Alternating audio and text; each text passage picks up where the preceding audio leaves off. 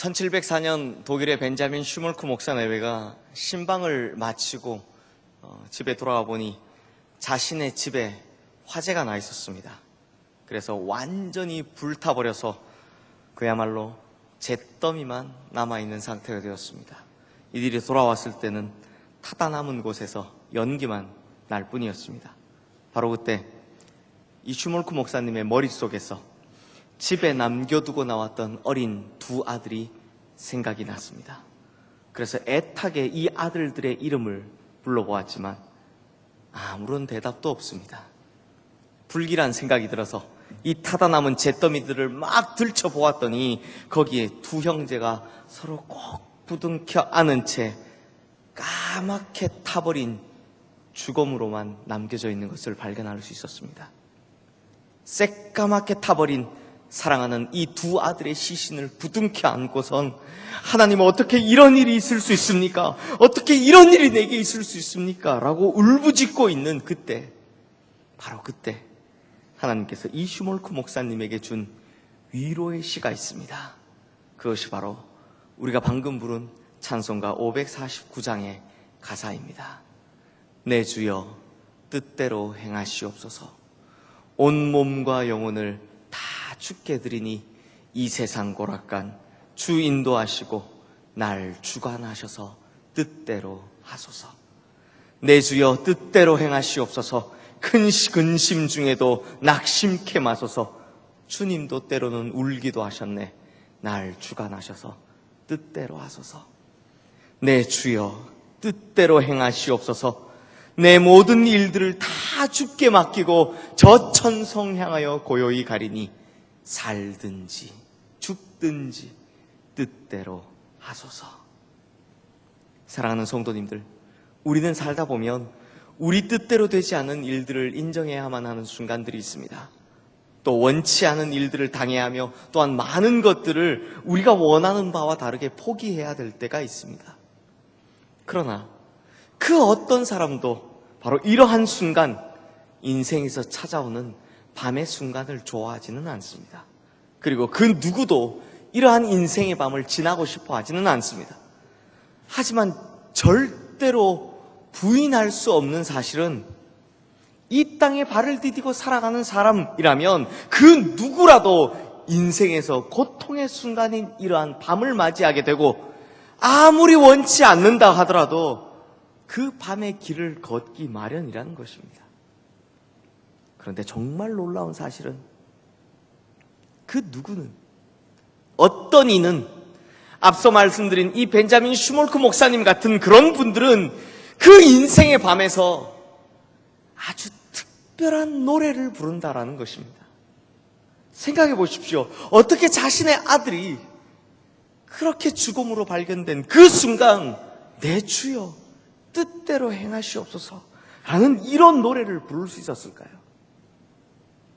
사랑하는 성도님들, 오늘 첫 번째 본문의 주인공인 이 욥은 동방의 최고의 부자 중 한 명이었고 또 탁월한 인품을 지니고 살았던 사람입니다.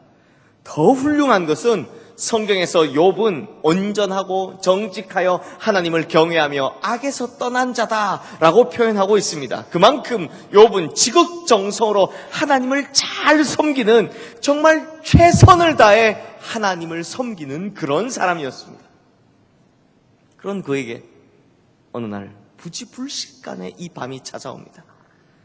그의 소유가 순식간에 다 사라져버리고 자기 자식들은 악소리 한번 내지도 못한 채로 다 죽어버렸으며 그의 아내는 이런 욥을 저주하면서 떠나버립니다. 이후엔 그의 정수리부터 발바닥까지 퍼진 그 종기로 인한 괴로움에 이 깨진 질그릇 조각으로 자기의 몸을 긁고 있습니다. 최악의 상황입니다. 그런데 그때 이 욥의 친구들이 찾아옵니다. 그리고 그들끼리 이 고난이 무엇으로 인해 왔는가, 욥에게 왜 이런 인생의 밤이 찾아온 것인가를 찾으려 합니다. 즉 고난의 이유인 왜, 어떻게, 어디에서부터 이 고난이 왔는가를 찾으려 합니다. 그래서 오늘 본문 이전의 내용인 욥과 세 친구들의 그 긴 대화를 살펴보면 고난에 대한 이유를 계속 이야기하는데 그 이유를 한 문장으로 요약하면 이렇습니다. 욥이 당하는 고난은 죄의 대가라고 합니다. 실제로 성경에서 이 세 친구들이 하는 이야기들을 보면 복잡하고 어렵고 막 그럴싸한 예시들로 포장했지만 알고 보면 내가 미처 깨닫지 못한 큰 죄가 있기 때문에 이 고난이 온 것이므로 잘 생각해내서 그 죄를 빨리 하나님께 회개해라 라는 이야기를 한 것입니다. 하지만 친구들의 말에 욥이 수긍하겠습니까? 아닙니다. 매번 자기를 변호할 뿐입니다. 심지어 자기 스스로가 자신을 의인이라고 말하기까지 합니다. 그러니 내 탓이니 따지고 과거를 들추어내며 계속 부정적인 말들이 오가고 있습니다. 그러니 불행한 것들을 더 불행하게 만드는 요소들만 행할 뿐 여전히 그 고난에 대한 해답은 찾을 수 없었다라는 것입니다. 이 답답하고 지루한 논쟁이 한창일 그때 젊은 친구 하나가 이들의 대화에 끼어드는데 그가 바로 엘리후라는 사람입니다. 이 엘리후가 가만히 듣다 보니 지금 한심하기 짝이 없는 이야기를 하고 있는 이 욥과 세 친구들에게 이 엘리후가 생각하는 고난에 대한 새로운 관점을 이야기합니다. 그것이 오늘 본문 첫 번째 본문인 욥기 35장 10절에서 11절 말씀입니다. 우리 다 함께 읽어보겠습니다. 나를 지으신 하나님은 어디 계시냐고 하며 밤에 노래를 주시는 자가 어디 계시냐고 말하는 자가 없구나. 땅의 짐승들보다도 우리를 더욱 가르치시고 하늘의 새들보다도 우리를 더욱 지혜롭게 하시는 이가 어디 계시냐고 말하는 이도 없구나. 그러므로 엘리후의 말을 정리하자면 이렇습니다. 고통과 고난 속에는 놀라운 하나님의 은혜가 있습니다. 고난 속에는 나를 지으신 하나님이 사람으로 밤중에 노래하게 하시는 놀라운 은혜가 있으며 이 고난의 시간을 통하여 우리에게 주시고자 하는 그 특별한 지혜가 있습니다 라는 그 기쁜 뜻이 있다라는 것입니다. 그러므로 성도님들, 이 엘리후의 말처럼 고난 속에는 하나님께서 주시는 아주 특별한 노래가 있습니다. 고난 속에는 하나님께서 주시는 아주 값진 지혜가 있다는 것입니다. 그런데 성도님들, 이 노래와 지혜는 놀랍게도 결코 평안할 때는 배우지 못한다라는 것입니다. 대낮에는 부르지 못하는 노래가 있고 밤에만 부를 수 있는 노래가 있습니다. 대낮에는 절대로 배우지 못하는 지혜가 있고 또 밤에만 배울 수 있는 값진 지혜가 있다라는 것입니다. 사랑하는 성도님들, 그렇다면 우리 성도님들도 이 노래를, 이 지혜를 한번 배워보고 싶지 않으십니까? 성경 안에 밤에 부르는 노래 중 최고의 노래가 있습니다. 그것이 바로 오늘 두 번째 본문인 하박국 3장 16절에서 19절 말씀입니다. 이 노래를 부른 배경이 이렇습니다. 바벨론이라는 나라가 원래도 큰 나라였지만 굉장히 강성하게 되어서 북쪽에서부터 주변의 모든 나라들을 차례차례로 정복하며 점점 남쪽으로 내려오고 있습니다. 그리고 이제 곧 바벨론이 유다라는 이 나라를 정복하러 온다는 소문이 들려오기 시작합니다. 게다가 그것이 소문으로만 그친 것이 아니라 하박국 선지자에게 그렇게 될 것이다 라는 이 하나님의 말씀이 직접 전달됩니다. 그러기에 곧 들이닥칠 처절한 전쟁의 두려움 앞에서 하박국 선지자는 오늘 본문 16절 말씀처럼 바벨론 군대의 소문만 들었어도 내 창자가 흔들린다고, 내 입술이 떨린다고 라고 표현하고 있다는 것입니다. 또 그 마음의 괴로움이 어찌나 극심했던지 무리가 우리를 치러 올라오는 환난 날을 내가 기다림으로 썩이는 것이 내 뼈에 들어왔다. 다시 말해 두려움이 어찌나 극심했던지 내 뼈가 삭을 정도라는 것입니다. 그리고 이미 멸망한 나라들의 사례를 통해 하박국은 이미 잘 알고 있었습니다. 바벨론 군대가 한번 지나간 땅에는 무화과 나무가, 포도 열매가, 감람나무의 소출이 하나도 남지 않고 남김없이 다 짓밟힌다는 것을 알고 있었습니다. 이러니 밭에 먹을 것은 싹 다 없어지며 우리의 양이든 외양간의 송아지든 남아나는 것이 하나도 없을 것이라는 것을 하박국은 이미 예상하고 있었다는 것입니다. 그러나 그 상황에, 그 전쟁의 환란을 기다리는 밤에 여호와의 말씀이 어떻게 이루어지는가 보리라라고 작정하고선 파수하는 곳, 곧 그 성로에서 하박국은 자신이 지은 이 밤에 부르는 노래의 끝을 이렇게 맺고 있습니다. 본문 18절 말씀입니다. 나는 여호와로 말미암아 즐거워하며 나의 구원의 하나님으로 말미암아 기뻐하리로다. 사랑하는 성도님들, 그러면 대체 어떻게 이런 상황에서, 이 전쟁의 두려움이 곧 다가오는 이 상황에서 하박국은 이런 노래를, 이런 기쁨의 노래를 부를 수 있었을까요? 성도님들, 이것은 결코 자기의 힘으로 부를 수 있는 노래가 아닙니다. 이 노래는 결코 사람의 의지로만 부를 수 있는 그런 노래가 아니라는 것입니다. 그러므로 이 노래는 오직 하나님께서 부르시게 하는 것입니다. 밤중에 노래하게 하시는 그 하나님께서 주 여호와는 나의 힘이시라 나의 발을 사슴과 같게 하사 전쟁 중에도 환난 중에도 아무리 깊고 어두운 밤중에라도 나를 나의 높은 곳으로 다니게 하실 것이다. 바로 이런 노래를 그 순간 의지가 약하고 두려움에 떨고 있는 바로 우리에게 직접 가르쳐 주신다라는 것입니다. 사랑하는 성도님들, 이것이 바로 밤에 부르는 노래입니다. 이것이 바로 짐승에게나 새들에게는 가르쳐주지 않으시는, 오직 밤에만 배울 수 있는 그 특별한 지혜라는 것입니다. 이것은 말로만 한다고 되는 것이 아니요, 또 귀로만 듣는다고 되는 것이 아니라 하나님으로 말미암아 자신의 삶에서 온전히 이루어지는 삶으로 부르는 노래이고 삶으로 배워지는 지혜라는 것입니다. 사랑하는 성도님들, 성경에 보면요, 참 묘하게 비교하고 있는 두 사람이 있습니다. 이 두 사람은 그들이 살았던 당시 그 지역 최강대국의 왕자로, 또한 이후에 이스라엘 민족의 지도자가 되는 공통점을 가진 두 사람입니다. 바로 모세와 솔로몬입니다. 그런데 모세는요, 날 때부터 죽을 때까지 매번 광야에 살았던 사람입니다. 만국의 자손으로 태어났습니다. 그래서 원래는 죽어야 했을 운명이었는데 죽지 않으려고 태어나자마자 6개월 동안 컴컴한 곳에서 살아며 숨어서 젖을 먹고 자랐습니다. 또 난 지 6개월째. 지금이라면 아마 기네스북에 올랐을 겁니다. 최연소의 나이로 배도 아닌 요람을 타고 이 나일강을 건너야만 했습니다. 겨우 건짐을 받았는데, 그래서 이집트의 왕자가 되었던 놀라운 일이 벌어졌는데 자신의 친어머니를 유모라고 부르고 살았어야 했습니다. 비록 왕자의 삶이었지만 노예 출신임을 숨길 수 없었기 때문에 애굽의 왕궁에서조차 그 40년조차도 어쩌면 이후 80년의 광야 생활보다 훨씬 더 괴로운 시절을 살았을지도 모릅니다.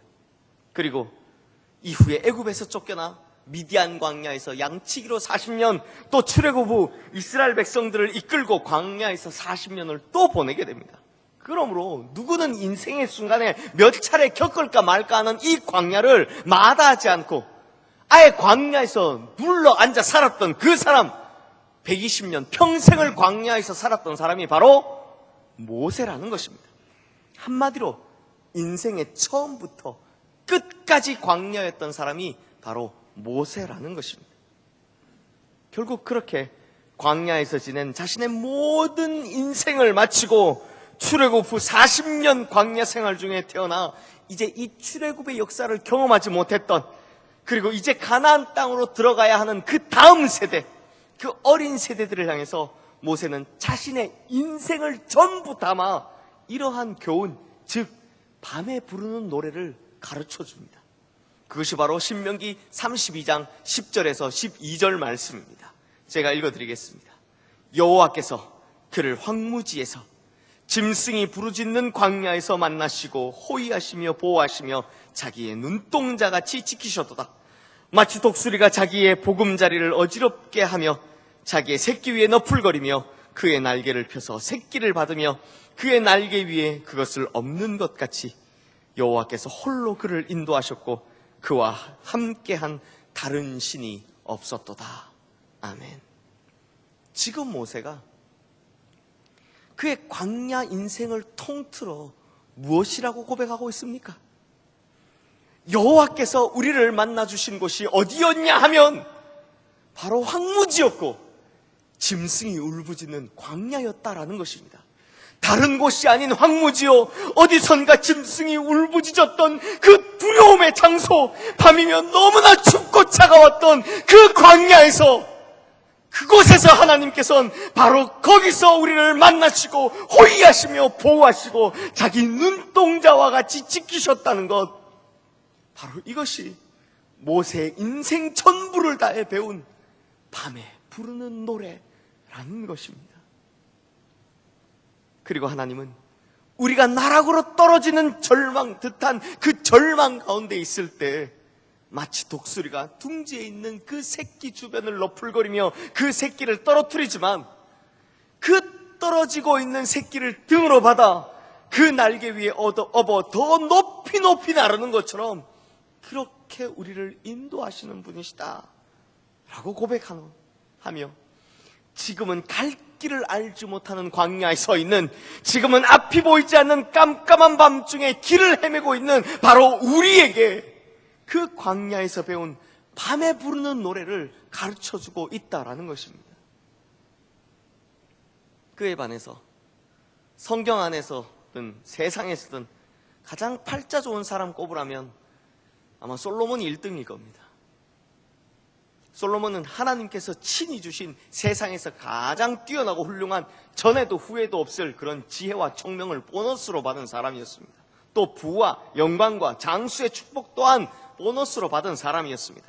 심지어 하나님께서 그에게 내 평생의 열왕 중에 너와 같을 자가 없을 것이다 라고 직접 말씀하셨던 것처럼 그 인생이 너무나 뛰어났기 때문에 다스리는 동안 전쟁 한 번도 하지 않은 풍요와 평안의 계절을 살았던 사람입니다. 그러나 애석하게도 너무 좋은 것들만 누리다 보니 솔로몬은 단 한 번도 밤에 부르는 노래와 지혜를 배우지를 못했습니다. 그래서 솔로몬은 세상에서 가장 지혜로운 사람이었을지는 모르나 결국 하나님께서 특별히 가르쳐 주시는 그 밤이 주는 지혜와 밤이 주는 노래는 배우지 못했던 사람이라는 것입니다. 그래서 어떻게 됩니까? 이방신을 섬기는 타락으로 인해 자신의 민족을 멸망의 길로 인도해버리는 사람이 됩니다. 또 자식 농사 실패해서 자기 나라를 둘로 쪼개버리는 그런 결과를 낳았을 뿐이라는 것입니다. 사랑하는 성도님들, 아랍 속담에 보면요, 햇볕만 계속되면 사막이 된다 라는 속담이 있습니다. 뭐라고요? 햇볕만 계속되면 사막이 된다. 아무리 좋은 땅이라도 햇빛이 좋다고 그곳에 햇빛만 계속 비치면 결국엔 그 좋은 땅도 사막으로 변해버린다는 것입니다. 그러므로 땅이 사막으로 변하지 않으려면 그 땅에 비도 필요하고 바람도 필요한 법입니다. 그것이 때로는 태풍과 같은 극심한 바람이 될 수도 있고 천둥 번개치는 무서운 일기일 수도 있고 홍수가 범람하는 그런 두려운 것일지는 몰라도 사막이 되지 않기 위해서는 그런 것들이 한결같이 지속적으로 그 땅에 필요하다라는 것입니다. 그래서 시편 34편 19절 말씀은 이렇게 말씀하고 있습니다. 의인은 고난이 많으나 여호와께서 그 모든 고난에서 건지시는도다. 아멘. 그렇습니다. 의인은 고난이 많습니다. 아니, 많을 수밖에 없습니다. 왜냐하면 밤중에 부르는 특별한 노래를 배운 사람, 짐승에게는 없는 밤에 배운 값진 지혜가 있는 사람, 하나님께서는 바로 이런 사람을 찾으시기 때문입니다. 하나님께서는 바로 이런 사람을 사용하시기 때문입니다. 하나님께서는 바로 이런 사람을 일으켜 가장 높은 곳에 세우시기를 원하시기 때문입니다. 그러므로 성도님들, 성도는 현재의 고난만을 바라봐서는 안 됩니다. 성도라면 그 고난, 그 이면에 숨겨져 있는 하나님의 특별한 그 의도와 뜻을 알아보고 바라보아야 한다는 것입니다. 성도라면 모든 고난에서 능히 우리를 건지시는 하나님의 능하신 손길만을 바라보아야 한다는 것입니다. 그러므로 우리 시흥의 성도님들은 고난이 오면 고난에만 집중하는 것이 아니라 그 이면에 숨겨진 하나님의 뜻과 의도를 알아채고 밤에만 배울 수 있는 노래를 배워가고 또 밤에만 주시는 그 특별한 지혜를 배워가며 하나님 앞에 깨끗하게 정금같이 나오는 거룩하고 흠없는 백성, 거룩한 백성, 진정한 성도가 되시기를 주님의 이름으로 축원합니다. 말씀을 마무리하겠습니다. 이 미술에 보면요, 소조라는 것이 있고 조각이라는 것이 있습니다. 결과로 나오는 것이 둘 다 어떤 조형물이라는 것을 보면 어찌 보면 둘이 비슷하게 보이지만 그 둘을 만드는 과정에서는 큰 차이가 있습니다. 먼저 소조라는 것은 비교적 자유로운 재료, 그래서 예를 들어 점토 같은 것을 가지고요, 이걸 덧붙이고 덧붙여서 원래는 비형상화되어 있던 것들을 점점 형상화로 만들어가는 것이고, 반면 조각은 구체적인 물질, 그러니까 돌 같은 것들을 소재로 끌, 망치, 정, 톱 등의 도구를 이용해서 깎아내어서 그 형상을 만들어가는 것입니다. 사랑하는 성도님들, 그렇다면 우리 자신은 이 소조와 조각에 비교해서 어떻다라고 생각하십니까? 우리 성도님들 혹시 취업 준비하는 우리 젊은이들이 쓴 이력서나 혹은 자기소개서를 보신 적이 있으십니까? 어떻게 씁니까? 자기 PR을 합니다. 자기 PR을 위해 정말 엄청나게 자기 자신을 포장합니다. 즉 세상의 많은 사람들은 자기 자신을 포장하기 위해 소조처럼 여러 가지를 덧붙이고 그렇게 덧붙여서 자기의 형상을 이야기합니다. 그리고 그러한 삶의 방식이 이 세상을 살아가기에 옳다라고 이야기합니다. 그러다 보니 때로는 허풍과 같은 거짓들이, 때로는 교만들이 그 사람의 삶을 둘러싸고 있더라는 것입니다. 결국 그런 허풍 같은 것들로 둘러싸인, 거짓과 교만으로 둘러싸여 있는 자기 자신의 형상을 지탱하고 있는 이러한 소조와 같은 삶은 결코 하나님께서 빚으실 수 없는 그런 삶이 되어버리더라는 것입니다. 그러나 성도라면 세상 사람들이 전부 자기를 포장하는 그런 소조와 같은 삶을 선택할 때, 그렇게 자기를 포장할 때 반대로 조각과 같은 삶을 선택할 줄 알아야 한다는 겁니다. 깨어지고 부서지고 잘라내지만 그러면서 서서히 그 형상이 드러나기 시작한다는 것입니다. 곧 내가 가진 거짓들과 교만들을 저련히 다 잘라내어 버리고 결국 내 안에 예수 그리스도라는 그 형상만 남는 그런 삶이 되어야 한다는 것입니다. 그것이 비록 아프고 비록 고통스럽고 비록 힘들겠지만 이것은 그리스도인이기 때문에, 거룩한 백성, 성도이기 때문에 마땅히 감당해야 한다라는 것입니다. 그래서 독일의 신학자 본헤퍼가 이런 말을 합니다. 우리가 그리스도를 만날 때 둘 중 하나는 죽어야 한다. PPT를 띄워주세요. 내가 죽으면 그리스도가 살고 내가 살면 그리스도가 죽는다. 사랑하는 성도님들, 그리스도인으로 살려면 내가 죽어야 합니다.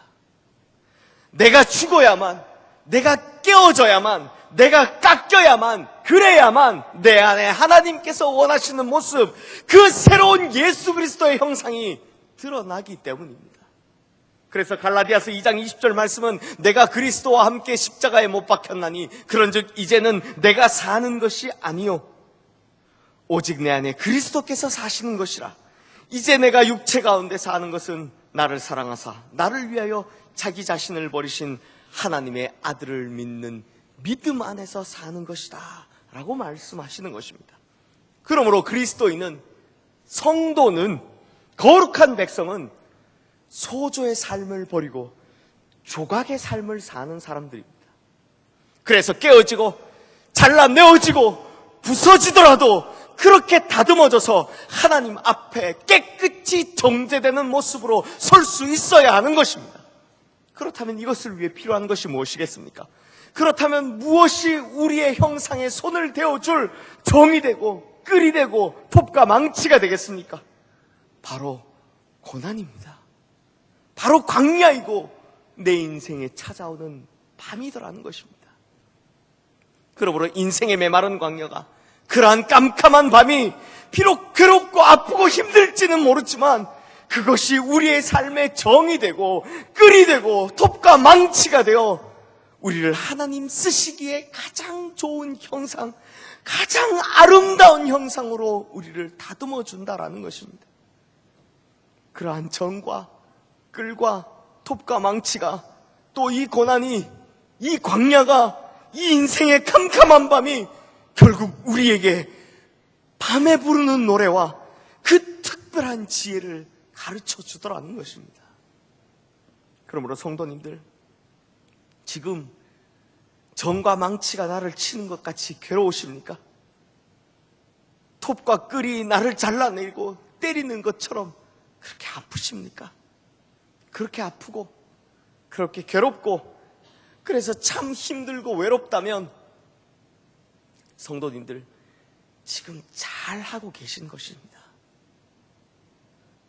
왜냐하면 하나님께서는 이 아프고 괴로운 과정을 통해 밤에만 배울 수 있는 인생의 아름다운 노래를 우리에게 가르쳐 주시고, 밤에만 가르쳐 주시는 그 특별한 지혜를 우리에게 가르쳐 주셔서 우리를 하나님의 가장 완벽한 형상으로, 우리를 하나님의 가장 아름다운 작품으로 완성해 가고 계시는 중이시기 때문입니다.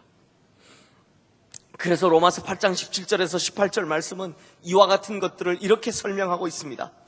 자녀이면 또한 상속자, 곧 하나님의 상속자요 그리스도와 함께 산 상속자니 우리가 그와 함께 영광을 받기 위하여 고난도 함께 받아야 될 것이니라. 생각하건대 현재의 고난은 장차 우리에게 나타날 영광과 비교할 수 없도다. 아멘. 그러니 성도님들, 이 말씀을 생각해보면 얼마나 좋은 일입니까? 하나님의 자녀가 되었다라는 증거가 현재 고난이고 현재 내 인생이 겪는 이 밤이더라는 것입니다. 그리고 그 밤에는 그 밤에만 가르쳐 주시는 그 특별한 노래가 있고 그 밤에만 배울 수 있는 아주 특별한 놀라운 지혜가 있더라는 것입니다. 그렇다면 지금이 비록 고난의 순간일지는 몰라도 결국엔 현재 고난과 감히 비교할 수 없는 영광을 우리에게 주신다고 약속하신 것인데 우리가 언제까지 이 고난에만, 이 순간에만 발목 잡혀 살 수 있겠습니까? 그러므로 성도님들, 우리는 밤을 두려워할 필요가 없습니다. 도리어 성도는, 성도라면, 그리스도인이라면 이제 내 인생의 밤이 찾아오면 이왕 밤이 왔으니 내가 노래 한번 배워보자, 하나님께서 특별히 가르쳐 주시는 그 지혜 한번 배워보자라고 고백하며 당당히 나가실 필요가 있다는 것입니다. 결국엔 우리를 하나님께서 그토록 찾으시던 욥과 같은, 하박국과 같은, 모세와 같은 그런 거룩한 하나님의 백성으로 만드시겠다는 것인데, 이제 우리에게 밤이 오면 도리어 감사하며 이 밤을 지내야 하지 않겠습니까? 사랑하는 성도님들, 인생에 밤이 없으면 사람은 방자해집니다. 인생에 밤이 없으면 지금은 행복해 보일지는 몰라도 종래에는 사막과 같고 마른 땅같이 메말라 퍽퍽해질 뿐이더라는 것입니다. 그러므로 밤이 있어야만 우리는 장차 받을 거대한 영광에 참여할 그 자격이 주어진다는 것입니다. 그러므로 우리에게 밤이 찾아온다는 것은 우리에게 현재의 고난과는 비교할 수 없는 그 거대한 하나님의 영광에 참여할 자격이 주어졌다는 그 증거를 받게 되었다는 것입니다. 그러므로 이제 여기에 있는 우리 시흥의 모든 성도님들은 인생의 밤이 오면 거룩한 백성, 성도답게, 그리스도인답게, 하나님의 형상답게 밤중에만 가르쳐주시는 그 특별한 노래를 배워 불러가며 짐승에게는 가르쳐 주지 않으시는 그 값진 지혜를 깨달아가며 내 인생에 찾아온 그 밤을 당당하게 돌파해가는 하나님의 거룩한 자녀요, 그리스도와 함께한 축복의 상속자 되시기를 주님의 이름으로 간절히 축원합니다. 기도하겠습니다. 하나님 아버지, 하나님께서 허락하신 이 삶의 여정 가운데 있다 보면 밤이 찾아올 때도 있고 광야에서 헤맬 때도 있고 고난과 고통 가운데 처할 때도 있습니다. 그러나 그 밤에 지금까지 우리는 하나님의 기대에 전혀 미치지 못하는 그 연약함으로 말미암아 무너지고 절망하고 좌절했던 모습들을 떠올리게 됩니다. 남들은 모르지만 마음속에서 올라오는 말 못할 괴로움과 불평들이 있었습니다. 차마 말로 할 수는 없었지만 절망과 좌절 때문에 삶을 포기하고 싶었던 적도 있었습니다. 그러므로 하나님, 이 밤을 헤쳐나간다는 것, 이 고난을 이겨나간다는 것, 이건 결코 우리 힘으로는 안 된다는 것을 보게 됩니다. 그러므로 하나님의 절대적인 도우심이 필요합니다. 밤중에, 광야에, 고난 중에 있을지라도 거기서 하나님께서 가르쳐주시는 그 특별한 노래를 배우며 특별한 지혜를 배워 이제는 능히 이 밤을, 이 광야를, 이 고난을 이겨나가는 성도가 되게 하여 주시옵소서. 그리고 현재 고난과 감히 비교할 수 없는 장차올 그 거대한 영광을 사모하게 하시어 아버지의 자녀로, 거룩한 축복의 상속자로 부족함이 없는 성도다운 성도 되게 하여 주시옵소서. 우리에게 밤에 부르는 노래와 지혜를 가르쳐 주시기에 부족함이 없으신 우리 주 예수 그리스도 이름으로 기도드리옵나이다. 아멘. 모두 자리에서 일어나셔서 봉헌 찬양을 드리겠습니다.